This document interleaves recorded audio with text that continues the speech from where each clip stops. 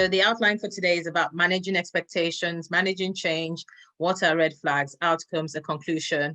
I'm going to breeze through them because we've had this yesterday, and today is mainly for a Q&A. And hopefully a bit more interactive than yesterday was.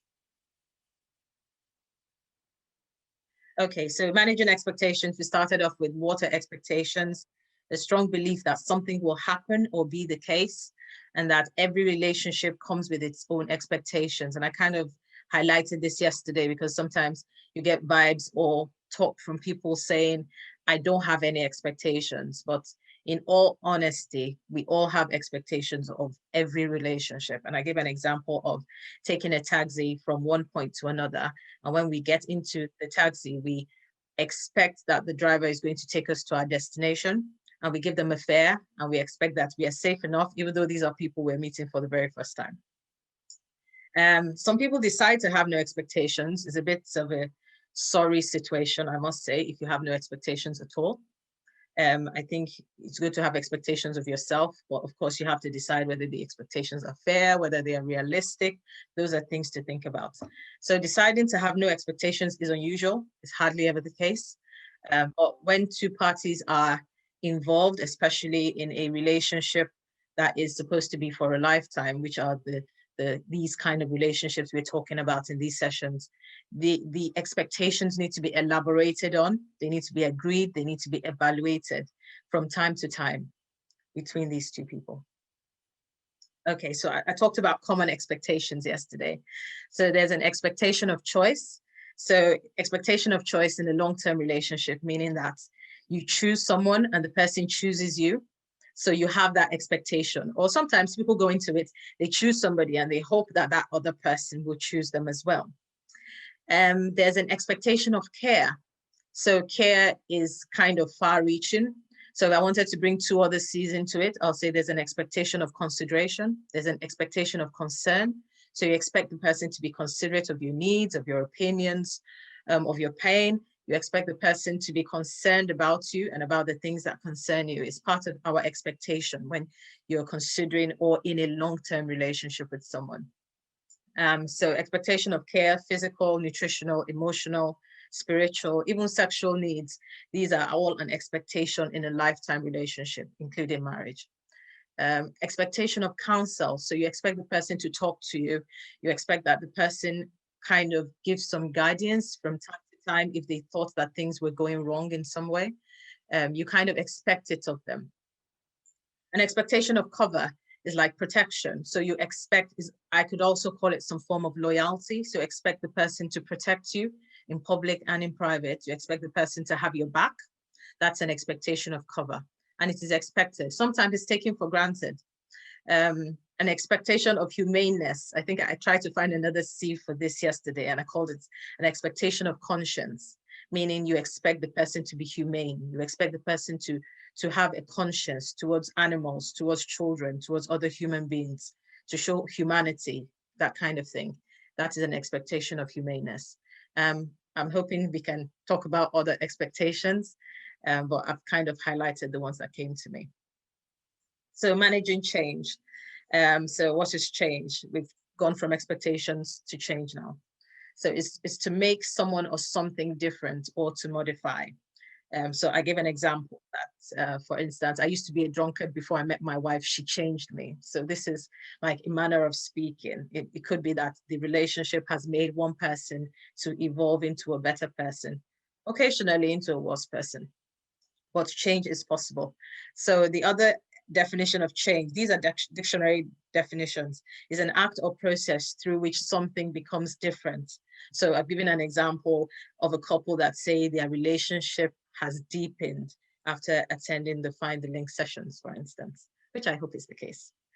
All right, so managing change. Change can be gradual or it can be fast.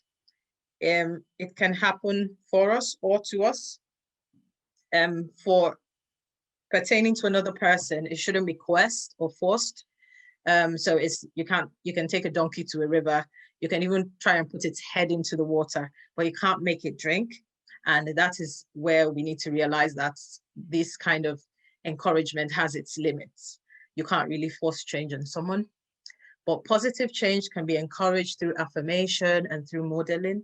So if someone sees you doing something and the person is in a state of mind to appreciate that this is a good thing, then you can actually be a model of positive change to someone else. However, the willingness to change is not equivalent to the motivation to change or to eventual change. So much as we hope for change, it does not happen for everyone. We can concentrate on ourselves as well, about being the change we want to see.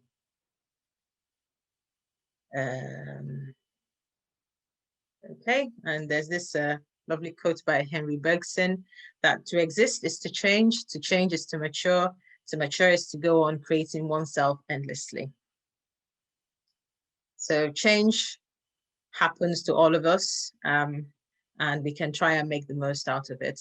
Many times it's not about the change, it's about the attitude that we bring to it.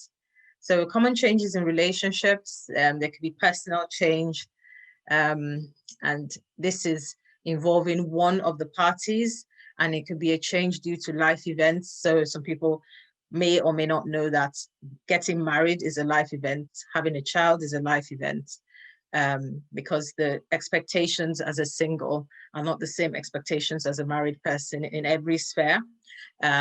There could be a life change from a spiritual experience.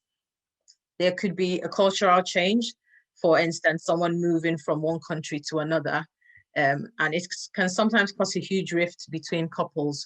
And I gave an example yesterday of a couple that's in an environment like Nigeria. The wife always does things in the kitchen. She's at home for the children, able to manage homework. The husband comes back, food is ready. Everything is like going like clockwork. And then you get to a new country where you're both hunting for jobs. The children need to be with other people. There are different demands on your time. And sometimes if this is not discussed and managed in a very careful, sensitive and tactful manner, can actually cause some form of friction between couples, especially in climes where help is not very common, or is expensive. Sometimes a job change can cause a change in a relationship. So maybe you've been in a job in which you were doing your own kind of job, and you then had to move into another kind of job in which there are more demands on your time. You have to keep longer hours, you're busier, your brain is taxed a bit more. This could translate to a change in a relationship because you're more tired, you're not as available as before. Financial change, people sometimes move up the ladder. Some people do not manage financial change well, whether positive or negative. So some people get more money and then begin to move in a different kind of crowd. Some people get less money and then become very cranky with everyone at home and themselves. Sometimes there are hormonal changes. We're probably more aware of the changes that females go through, or women, I'll say, go through, especially at different times of the month, that can make them react in a particular fashion. And it's different for every kind of woman. For some people, it can be mild. For some people, it can affect them quite severely. For some others, it can vary from month to month. So sometimes they're better than others. Some have to deal with a lot of pain at this time, feeling weak, lethargic, tired, dizzy, or cranky sometimes at these times of the month. But for some, it's as though nothing happens. This sometimes I wouldn't know whether it is a lack of knowledge of things like this, or it's just kind of the mentality that we should all get on with it. Sometimes everybody cannot get on with it because they're different and they're going through different things at these times. Sometimes it's health changes, and people have different kinds of health changes. The common one that would happen to us all is aging. So aging is part of life. We hope to stay well. We can stay well by the choices we make each day, involving our diet, our exercise, our fluid intake, things like that. But sometimes people have ill health, things happen, and that sometimes can cause a change in a relationship because the other partner or the spouse then needs to make an adjustment for the ill party. Sometimes there's a loss in the family, and sometimes it's not the couple that there's a loss. It's like a loss from an external party, like a very close mother or a very close father or grandmother that was involved with the family. And sometimes it can cause a change. in the relationships, because suddenly the dynamics change. Grandma is no longer available to sort out the children, and then the couple then need to pick up the slack and sort out their children themselves, or just sometimes going through the mood changes that happen when there is a loss in the family. So some of us might be familiar with pain. This is a slide about pain and change, and says pain can change you, but it doesn't have to be a bad change. Take that pain and turn it into wisdom. And that's a lovely quote. I don't know who said it though. Handling change. So change is a constant. Things are going to change in our lives. We are going to change. It's inevitable that change is going to happen. But what can we do? So we can be prepared, and preparation involves different kinds of preparation, including mental preparation, being prepared for what is coming ahead. So if you're single, planning to get married, there are going to be more demands physically and otherwise as a married person. If you're preparing to have children, there are going to be different demands in your life as a mother or as a father. So being prepared is important. That also involves saving sometimes, because you have to make provision for what is coming. But when it involves another person, for instance, having a child, you know that a child is going to come in approximately 8 months. And hopefully you've planned before then that you were going to have a child. So there are things you can set up aside. You can make arrangements for a room, things like that. And if someone like a spouse or a close person is going through a change, or if we are going through a change, we expect that we have some support from a significant other, like physical support, emotional support, financial support, if available. Spiritual help is important to be able to pray with your spouse or pray for your spouse, or for your significant other, because I've mentioned that we're talking about lifetime, lasting, healthy relationships in this case. Okay, the emphasis on counselors cannot be underrated. Counselors are really important. Counselors that understand what you're going through or this particular change that is about to happen in your life. Okay, and this is Change Before You Have to by Jack Welch, meaning change does not have to spring on you. For some people it does, and at those times there's nothing you can do about it, but there's some change we expect. And then we're going straight into red flags. A red flag is used as a warning of danger. That is a dictionary definition. In football, after 2 yellow cards, a red card is given, a player is out. Sometimes the red card comes straight and the player is out. Red flags in relationships are things that warn us that danger is ahead in the relationship and may be a pointer to exit the relationship. So if I wanted to take the example of football, sometimes things happen like a warning, almost like a yellow card. You see the first time, then you see the second time. But sometimes you see the first time, and the first time is more than enough. Okay. So examples of red flags, these are quite broad. Disrespect. So in a friendship, at least, or in a lifetime relationship, there should be mutual respect between the two parties involved. It is expected. It should not be demanded, but there is a problem if it is absent. So that is a red flag. Verbal abuse. I've picked verbal and physical abuse, or any form of abuse is a red flag. So verbal abuse, like someone mocking you or always putting you down. Physical abuse, even if mild. A slap, a knock, even when playing, is not to be overlooked. Constant arguments is a red flag. If you're going to have a lifetime or a very good relationship for a long time with a person, even as a friend, it's not someone you want to be arguing with all the time. It just means you're rubbing each other the wrong way. And I must say that sometimes it does not start off like that. It gets to that point because of other things that may have happened. It might be maybe some form of inconsideracy on one of the partners, or someone feeling they're not listened to. Many times some people do not start out arguing because hopefully they liked themselves at the beginning. That's why they got into it. But it sometimes gets to that point due to differing opinions, the unwillingness to listen, the unwillingness to understand. or if it continues, it is a red flag. Frequent outbursts I mentioned yesterday, or lability of emotion. So frequent outbursts could be constant crying at little things. It could be a sign of manipulation. Frequent outbursts of anger could mean that you're getting involved with a violent person. These are red flags that should be noted or should not be overlooked, I'll say. Nonchalance, meaning this person does not care or does not appear to care or does not show care. It is a red flag because I think I've mentioned that this is one of the expectations. So the person does not care about what you do. The person does not care about what you say. The person does not care whether you're alive or dead. You could be in a room or in the house, and it's as though the person does not know you exist. It is a red flag. Or the person is happy at evil tidings. So you hear something bad happened, or they are happy to see you sad. It is a red flag. It should not be overlooked at all.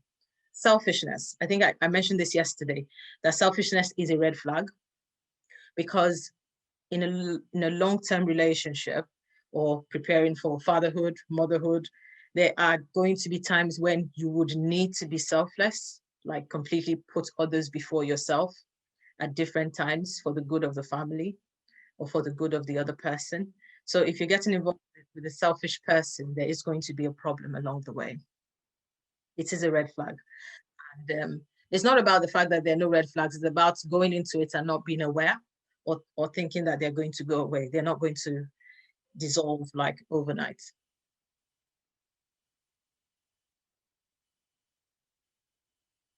Okay, then I think I mentioned intentional wickedness. So some people are unkind and it's unintentional, but some people are deliberately wicked to other people, deliberately wicked to children, to animals. It's something you should take note of. Any others? I'm sure we have lots of others. And I'm hoping we have questions and interaction at the end.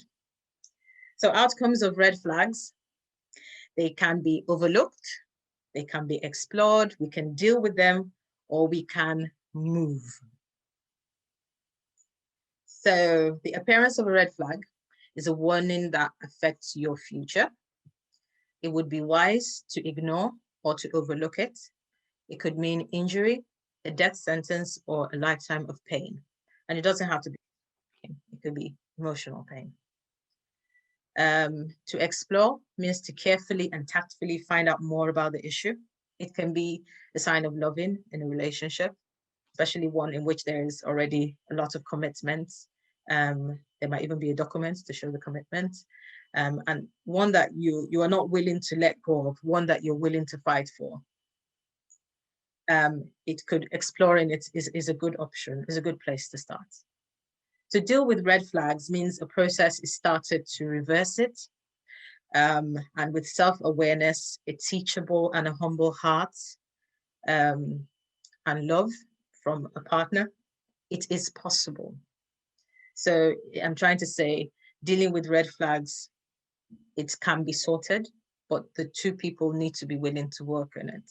So if only one person is not willing to work on it, it's not going to be easy to resolve.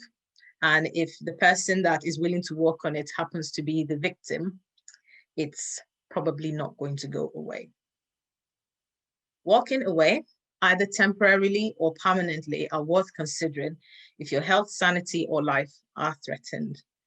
I'm a mental health advocate, an advocate for good things, good and fair. So I would probably say your mental health is important. It affects everything. It affects your physical health. It affects the longevity of your life. Sometimes what you're most afraid of doing is the very thing that will set you free. And some people, that very thing is just saying, no, I deserve better. This is not good. It's not by turning a blind eye or by assuming it's not there. And there are people that deal with things like this in different ways. So some avoid things. They're not confrontational. They'll rather just hide when things happen. But when it comes to red flags, it's very important to not overlook it.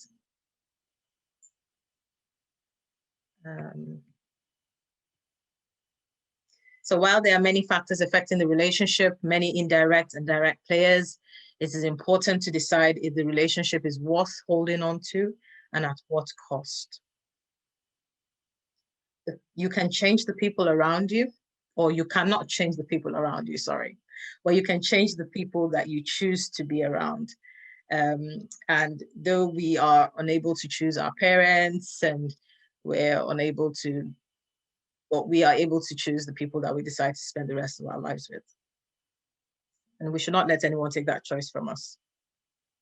And some people just realize that something is not right.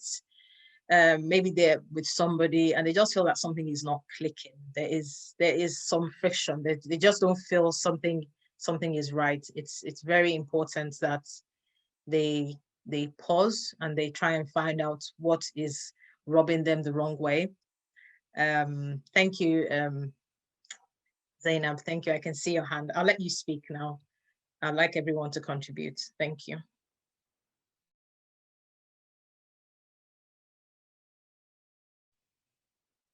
You may speak. Thank you. All right, thank you. It's evening here in Nigeria. I'm actually from Nigeria. I'm joining from Nigeria, actually. Mine is just like, how can you deal with an insensitive partner? Okay. All these red flags are things you experience in your marriage, Yeah. but you feel the kind of affection Mm. from your partner. Yeah. No abuse, like physical beatings and things like that, Yeah. but emotional abuse is there. So how do Mm. you deal with that? Okay. Thank you. So that's a beautiful question. I need to say that we cannot overemphasize communication. So I'll probably say, does the person know that the person is being insensitive? Is he aware? Because there's a part where they have no idea that they did anything wrong. But they've not heard it verbalized. They might have seen it acted out because action and reaction does happen. But they've not heard it verbalized in a way that they understand, or they've not taken it seriously. So taking it seriously is separate, meaning they might have heard you say that before, but they've not done anything about it. But then there's the issue of, are they even aware at all? And then if they're not aware, they would need to be made aware that this is not good, or this is not right, or you're not comfortable with it. And I must say that the manner of presentation also has a part to play in the receptiveness of what is said. So a lot of people will go the way of saying, you did this, you did that, and it would not be taken well, or it will not be taken as well as if they said things like, I feel neglected when you are not available, or I feel insulted when you say words like, don't be silly, things like that. So it's that is a different thing, which is about communicating how you feel to someone else. But there is a need to communicate how you feel about the matter. And I'm hoping that if the person is someone that cares about what you feel and what you think and about your well-being, the person will want to do something about it. And sometimes the next question will be, what do you want me to do about it? And it will be good that you've already thought about these answers. Like, I'd like you to stay home one weekday with me, or I'd like you to help me cook in the kitchen, or I'd like you to be around, or I'd like you to look at me when I'm talking to you. So those are things that someone might want to say. But so I'm trying to say that there needs to be a way to communicate it, because most of the time if people are in a long-term relationship, they're not outrightly being wicked or being obnoxious. However, there are people like that. So, but yes, and sometimes it points to deeper seated issues if it persists. So someone who is persistently putting someone down might have a inferiority complex, which comes out as a superiority complex. And so they feel the need to always put somebody else down to feel better about themselves. But that is a deeper seated issue. And it's important that partners know that you cannot solve people's problems for them. You can help them, you can support them, but they have to be willing to change as well. So there is a place that humans can help, and there is a place that only divine help can sort out. I don't know whether that answers your question somewhat, or whether someone else has other answers. Okay. So I see a comment from Sister Busola. Yes, you may speak. Thank you.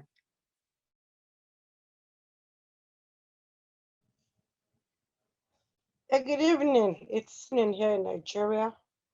Okay. Good evening. Thank you. Yeah, insensitivity in relationship at times may have to do with compatibility. Because what appears to me as insensitive may appear to the other party as of no consequence if looking at it from a different point. You know that at times two people are in a relationship and the two of them, where they're coming from, actually different. Their view of life is different. There may be cultural differences. There may be teachings they have had when they were young, which may actually negate each other. If such things are not ironed before marriage or before we come together as a pair, there may eventually be a problem. Because what I see as insensitive, the other person may see it as not having a consequence at all, and we continue having issues. So I guess we all just ensure that before we come together as a pair, we realize that we are together on the same page. The Bible actually says it, can two walk together except they be agreed? If I don't agree, there will always be issues. Thank you. Thank you. Thank you very much for that comment. Your points are valid. Now, the issue is that you cannot really exhaust the question bank before you get married. I'll probably say you both want to be in a place where you feel comfortable, open, and able to be transparent with each other, because you're going to need to ask yourself many questions along the way. So things that have happened maybe in primary, secondary school may not come out by default, but something might happen that makes you mention an incident to your spouse, for instance. So, but the issue about agreeing, there will probably be a form of agreement at the beginning, and a lot definitely needs to be ironed out at the beginning. There are important questions to be asked at the beginning. There are important things to be sorted. Hopefully you both maybe have the same rule book, you have the same modus operandi. It might be a religious book, you know what you both believe, you're on the same page, and it's something you want to follow. You've decided you want to follow the culture of your ancestors, for instance, or you want to follow the culture of your family, but that needs to be communicated to your spouse as well. And about some person thinking that what one person considers insensitive is of no consequence to the other. This is about the expectation of care, the expectation of concern.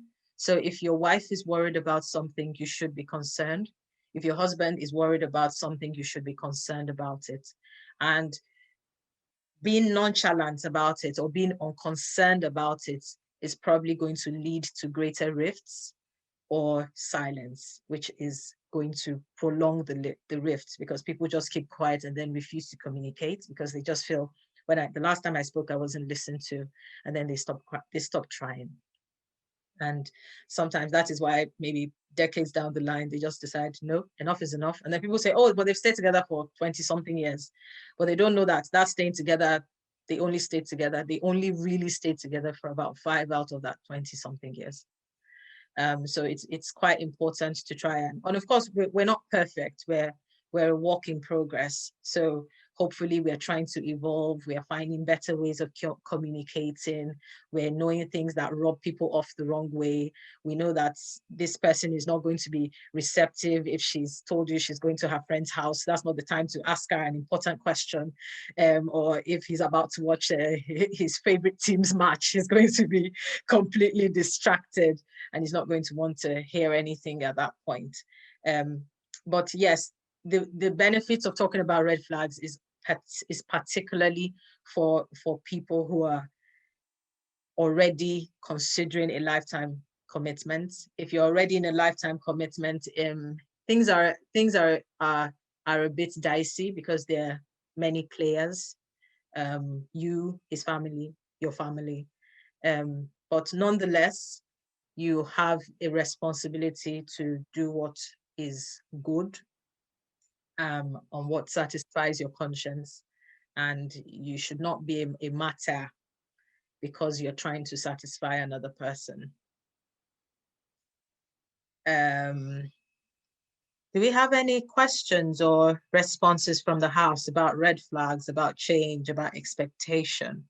Any questions at all or comments? I'd like this to be as interactive as possible. And thanks for those who have asked questions and commented.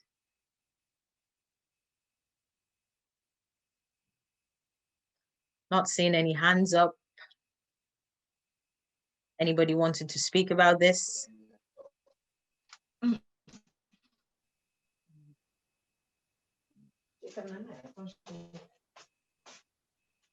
Yes, okay, I can see a hand. Yes, Daddy Ayedo, you can speak on. Thank you. Sorry, some of Yes, us sir. were not privileged yesterday to be present, but your preview today has enlightened us on what on these red flags. If the backgrounds are different, some of these issues will come up. But with the help of God, most of them can be corrected if both of them are teachable. Yeah. It's very important to communicate and let each other know what your partner is doing wrong or what is not pleasing to you. Yeah. And with a conscious effort, rely on God helping you, you can correct a lot of those red flags. Okay. Even a partner that's always annoyed and attempting to beat the other partner, if he reviews everything, God can reveal to him that these are your problems and these are areas where you can make amends. At least you love each other very much before you started, and you started well. So you can review the whole thing and make correction and amend. But if there is no amendment and is degenerating further, to avoid physical abuse, then you may have to take certain decisions. I think that's my little comment. Thank you. Okay, thank you, sir.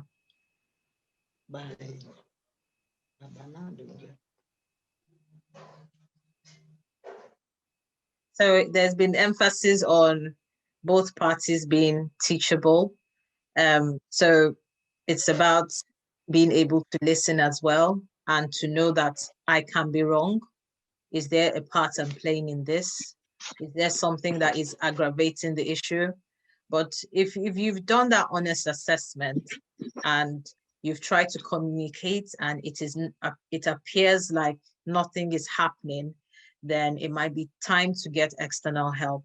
And if you feel you're not physically safe, don't bother to stay there at all. It's easier to be on the other side, being able to tell the story, than to be 6 feet under and be unable to communicate your view. So those are things that should not be waved aside at all. There are a lot of people. And I know both men and women can suffer abuse. I guess because most men are physically strong, most women are usually the victims of physical abuse, but men can be the victims of emotional abuse as well. And abuse is abuse. If you recognize that this is God's creation and you treat them with the dignity that that deserves, then you would relate differently, relate with respect, and try and communicate your ideas. If you think that this was someone precious that you accepted, or you went to maybe even beg for to marry you, then you probably would want to still treat the person with care and consider the person precious, because we don't throw away things that we think are precious to us or valuable. It's a foreign thing to do. But sometimes we forget. The other thing that happens is that sometimes there's a lack of appreciation. So some people do things that rub you the wrong way, and then you forget about things that are good about them, or you forget about the things you loved that and the reasons why you got married to them. And sometimes it helps to stand back or go for a retreat together and rediscover why you liked each other in the first place and emphasize them. So if we emphasize our strengths, if we talk about things we are grateful for, oh, that is why I like, it does not have to be something lengthy. You can just, someone just brings you chocolates in bed. Yes, you do not ask for it. So you see, this is why I like you. Anytime I do not even need to think of, as I am thinking that I am thirsty, you have gone downstairs to make these hot chocolates. You see, you're just the correct person. Just little things, these 5 love languages thing, little things, little drops of water and make a mighty ocean. So I've talked about a woman's point of view, but for a man, it's about, I think you're doing a great job. I think you're an amazing dad. I appreciate how much work you put into, how much effort you put into your work. I like the fact that you're very diligent. I like the fact that you find time for me, things like that. Little things, they make a difference. And sometimes it's the little things that end up becoming the big things. So just like red flags, they appear little, you can continue to grow a good thing till it becomes a tree, and it's always yielding. And on the days that we're not up to par, that hopefully that person just thinks, well, my bank is full, my love account is full. We would overlook it. We will waive this. Don't worry, we've paid for this in full. Don't worry, we are still okay. Do you understand? And that is a good place to be. But of course, a lifetime relationship involves a lot of forgiveness, a lot of I'm sorry's, a lot of thank yous, a lot of you are right. I see what you are saying. I understand. I feel you. Things like that. They appear simple, but they do go a long way. Any other comments or questions about red flags, expectations, managing change? Maybe you were here from the beginning, you realize that we've kind of touched on them, but yes, you've expanded on them. How do we manage these changes when we don't even know about the change? And if you happen to be alive by the grace of God in this year 2020, we are going through a huge change, COVID and all, presidential elections and all. And so change is part of life. You're absolutely right. And we are changing, other people are changing. And they're changing in different ways. So it could be positive and negative. And we're hoping that we are changing positively, but we cannot say too much about everything else happening. So all I can say about that big question is about where is your source? What grounds you? Do you know? Who are you? What is your identity? Where does that spring from? And sometimes knowing those two things then determines whether you have hope, whether you have hope that you're going to be able to navigate these changes, whether you're going to come out stronger, whether you're going to come out better. So those are important things. So if I wanted to talk about myself now, I'll say the fact that I know God and I depend on him for like everything is what grounds me. And the fact that I believe that all things would work together for my good gives me hope, gives me joy. enables me to take my eyes off myself and want to spread hope and joy to other people. Knowing God helps me find my purpose. So coming from that viewpoint is as though you are doing fine, whatever change happens. Because as far as you're concerned, God controls the future, he controls the past, he controls the present, he controls those you know, and he controls those you don't know. So as far as you are concerned, you're virtually covered. Now, I realize that that is not the viewpoint for everybody, but it is important that you are grounded. You have a sense of identity and purpose, and you have hope. I don't know where you're finding hope from. I have said where my hope is coming from, but you need to have hope. So it's when we have hope that we always think it's going to be better tomorrow. Maybe it's like this today. Maybe this was just one kind year, but next year will be better. Or I know you're like this today. You're not always like this. Tomorrow will be better. I know it's that time of the month. You'll be okay. You're going to get through this. You're going to come through this. So those are important things to think about. And that affects our attitude. And the attitude we take into any circumstance determines whether that change makes us better or it makes us bitter as people. Thank you, Lyle. I can see your hand. You may speak. Thank you. Okay, thank you. Very interesting conversation we're having today. And I want to say something. Well, Daddy said something that struck something in me and reminded me of a conversation I had at work a while ago with some colleagues of mine. So managing expectations, Daddy talked about backgrounds. And, you know, like I said, that brought this thought back to my mind. So we were at work having a conversation, and it was in the conference room. And then one of the ladies there said, "Oh, I can't imagine going to any man's house and doing his laundry and cleaning for him and doing all that. He should know now I'm not a slave, I'm a doctor." You know, and so I just smiled and I said, I was just thinking then I was married.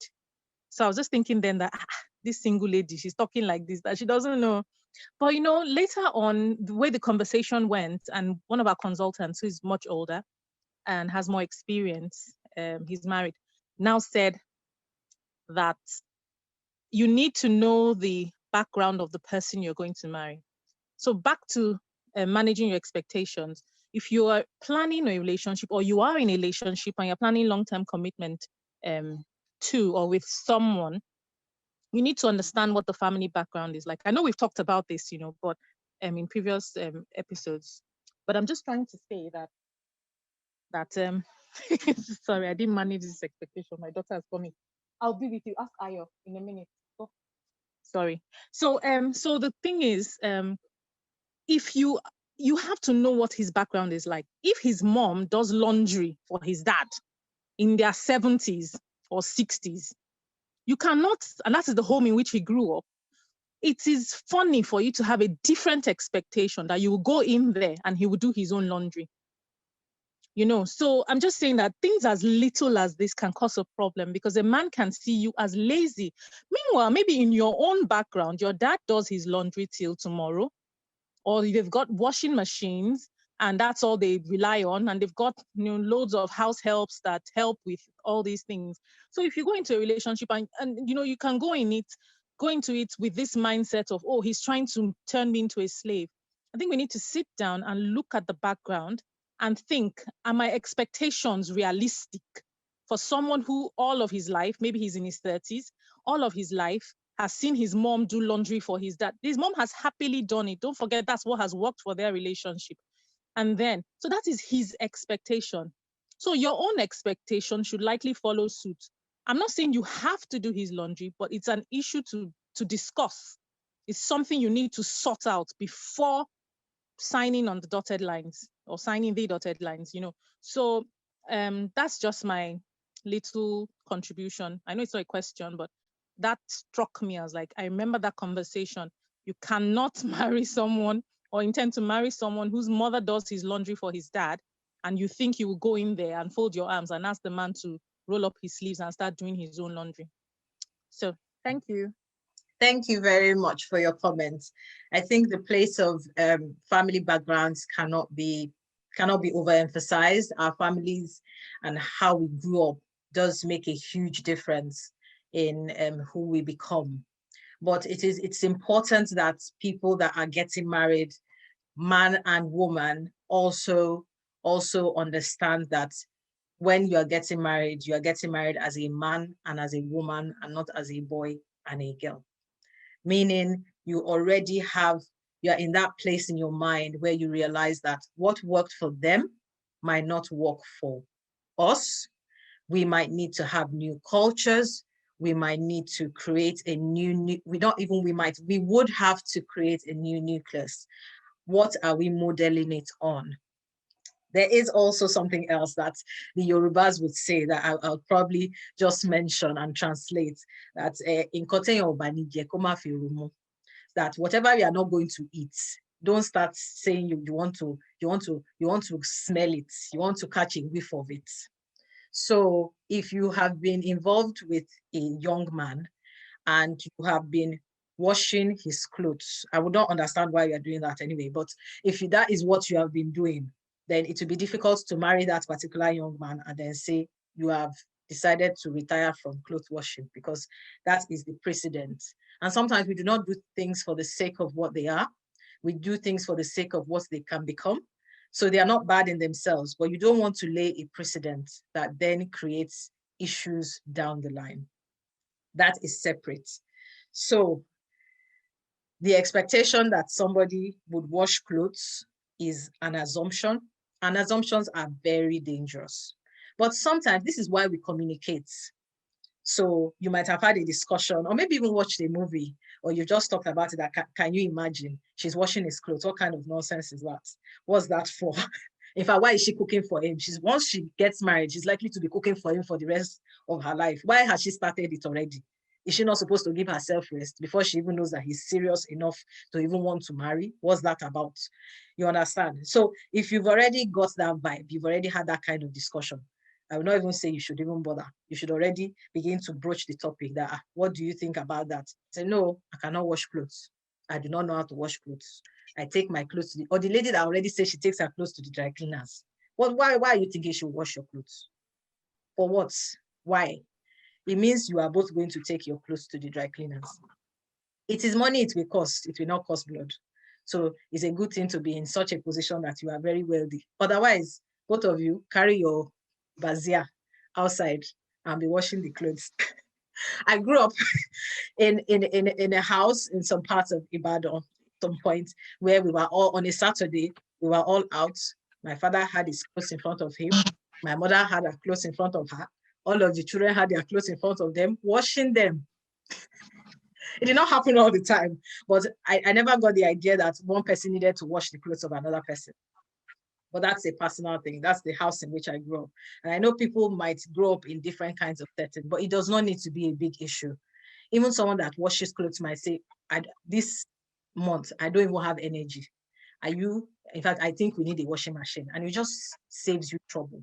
And sometimes this is the issue where people realize that money answers some questions and can remove some arguments. Let us pray that we are all financially stable, all financially independent. It's a very good place to be because it answers some questions and removes some amount of stress.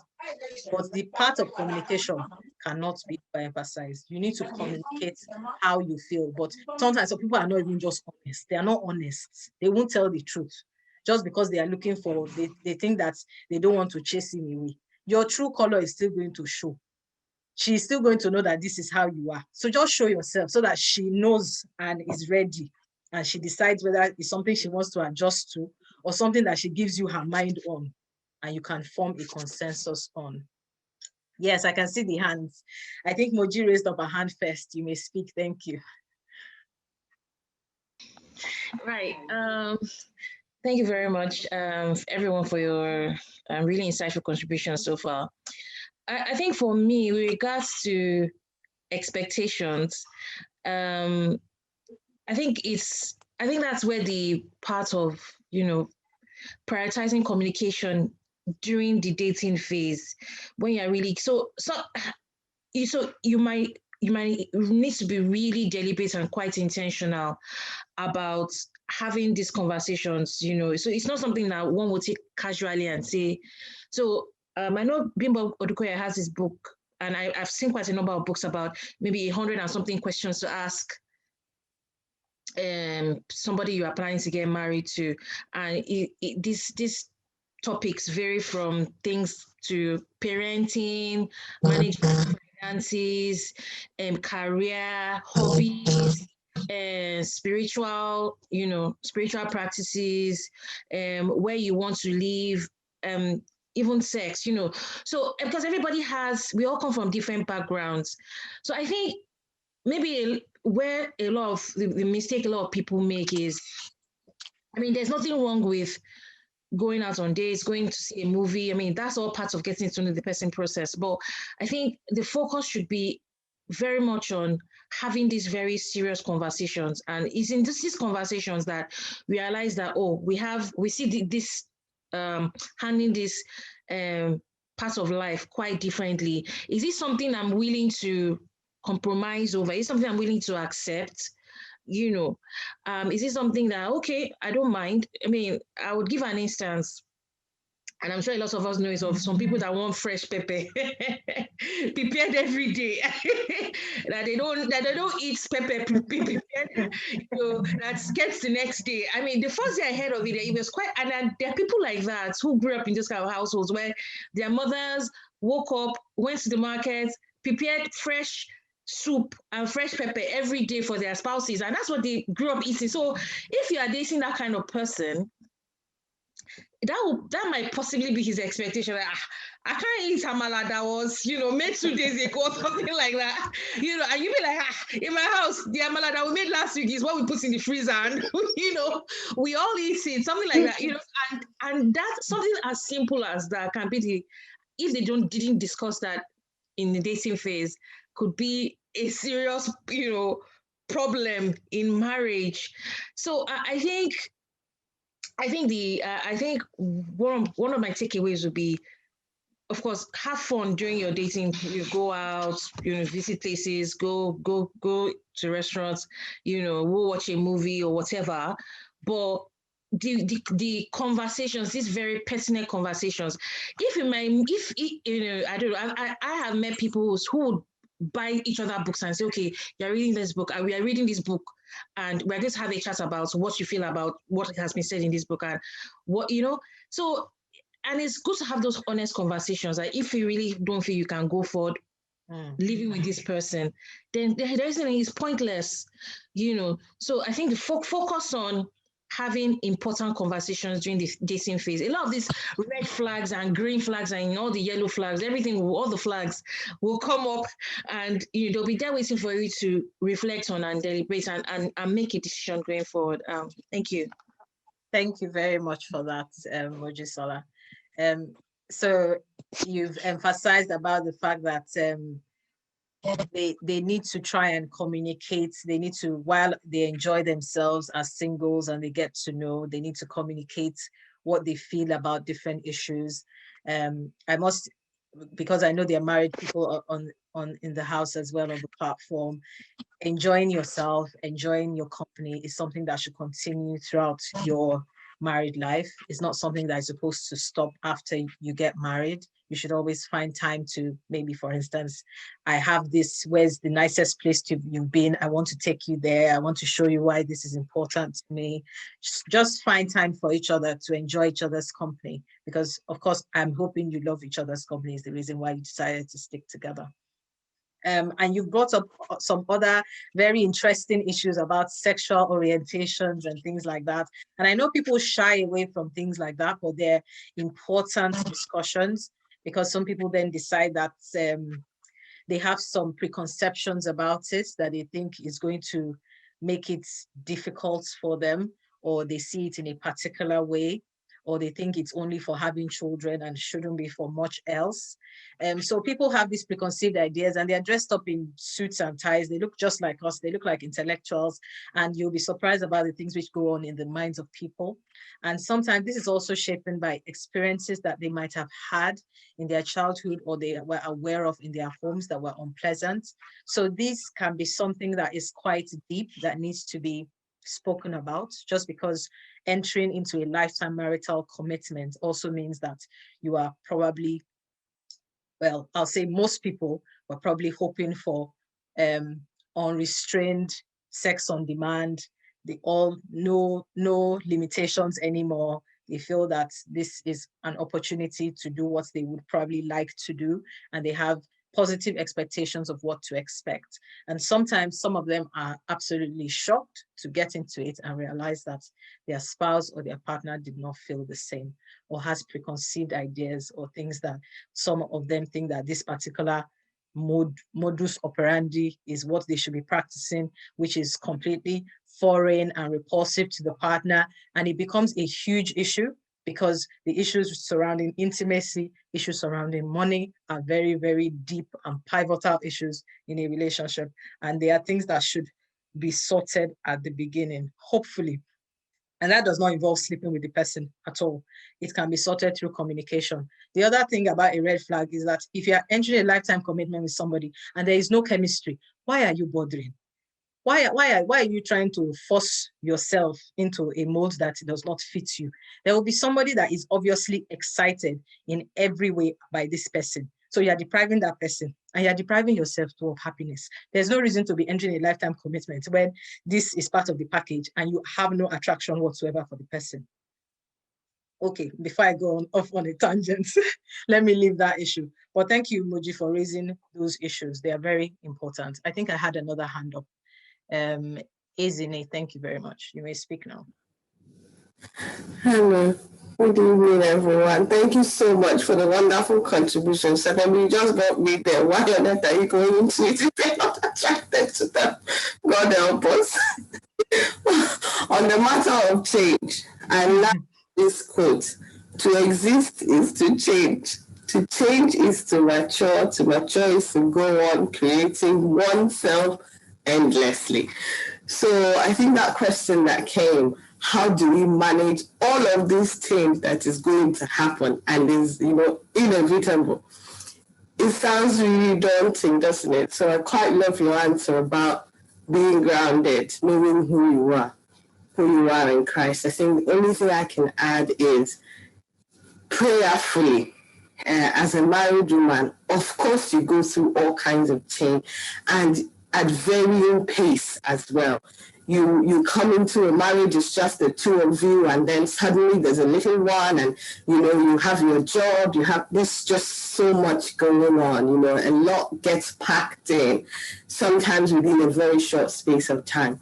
So you must be grounded, and you must prayerfully approach every stage, every level as a Christian.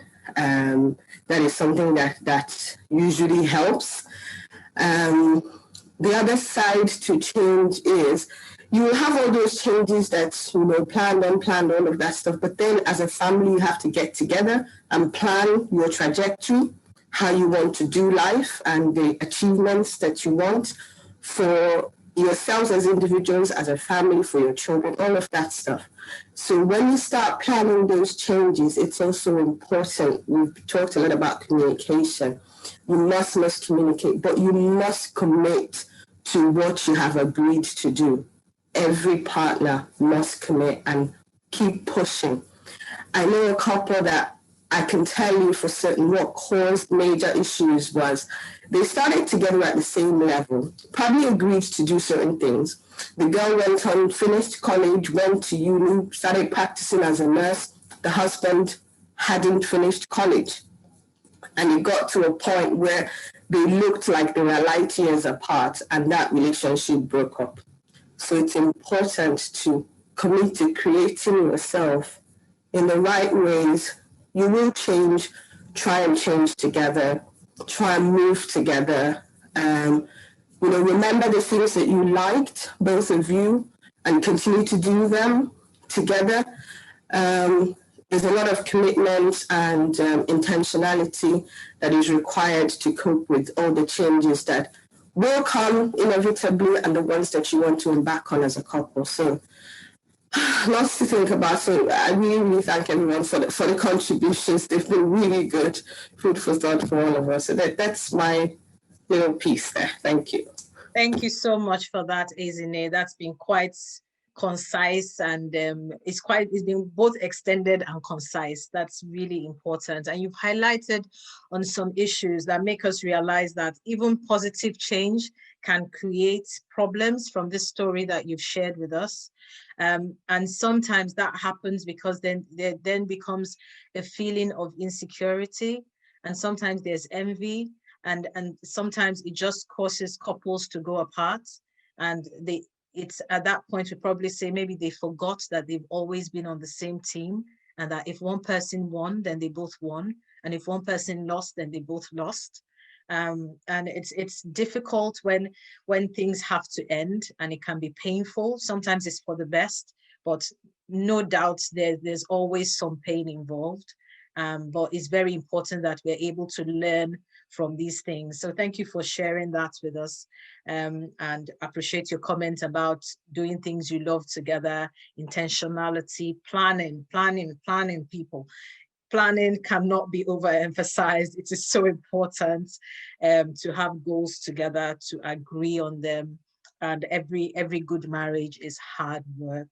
Many times it's worthwhile when you're able to celebrate your victories together, when you're able to look at yourself in your 70s and you still feel so much in love with each other. That is an amazing place to be. It's something we can all hope for, something we can all pray for, something we can all try and evolve into becoming better versions of ourselves, and celebrate our partner's change, celebrate our change, and also be able to offer support when one, even be able to offer support to yourself. That is not that bad, it will change. And if your partner is going through a hard time, be able to support them, that you're there for them physically, emotionally, and otherwise.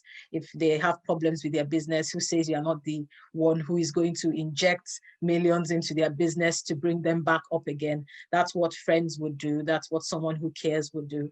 And I'm hoping that we can all take something from this session and build a healthy relationship, or build a healthier relationship. And that would be amazing. It will mean that these sessions have been worthwhile. So I want to thank us all for our time. If we have no more comments from the house, I think we'll just be wrapping up just now. Any more comments? 1, 2, 3, no? All right.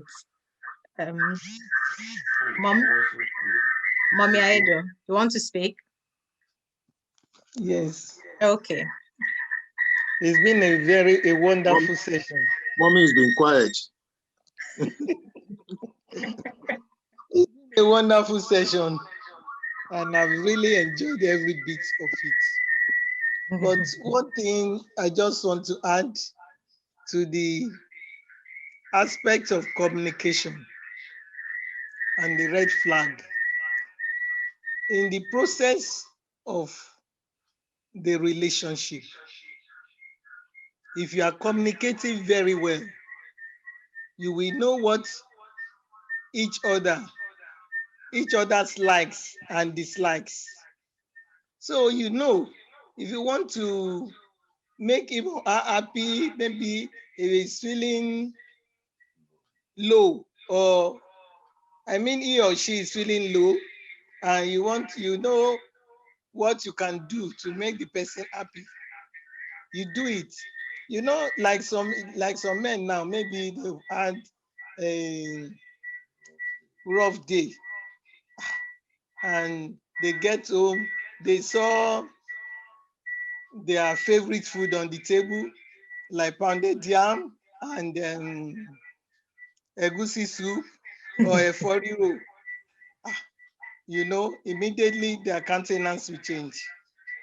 And if you know it's Chinese rice, etc., that your wife will like to take whenever you see her feeling low.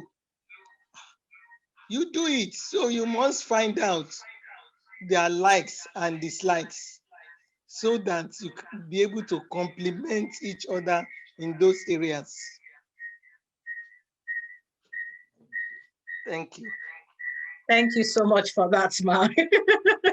It's a brief comment, but it's very important. So sometimes it has to do with the powers of observation, because sometimes people talk too much, they don't listen enough, they talk to respond, and they miss important cues. So if someone says, oh, you're wearing my favorite color, it'll be good you store that in your bank. You might need that information another day. Or somebody likes arrangement of things, or somebody is maybe you bought flowers in the part of the world where I am, they buy flowers. You bought someone flowers and the person is oohing and eyeing and doesn't stop talking about the flowers from when you come into when you leave. You probably know that the person probably really likes flowers, and you might want to repeat that gesture again. Sometimes it might be a husband that's, okay, you made rice, you made stew. He said, thank you, you went to bed. But the day you now made pounded yam, you made draw soup, he now says, thank you, my wife. You should store it in your bank, because it just means he has he has just indirectly told you that, see, this is really good. This is it.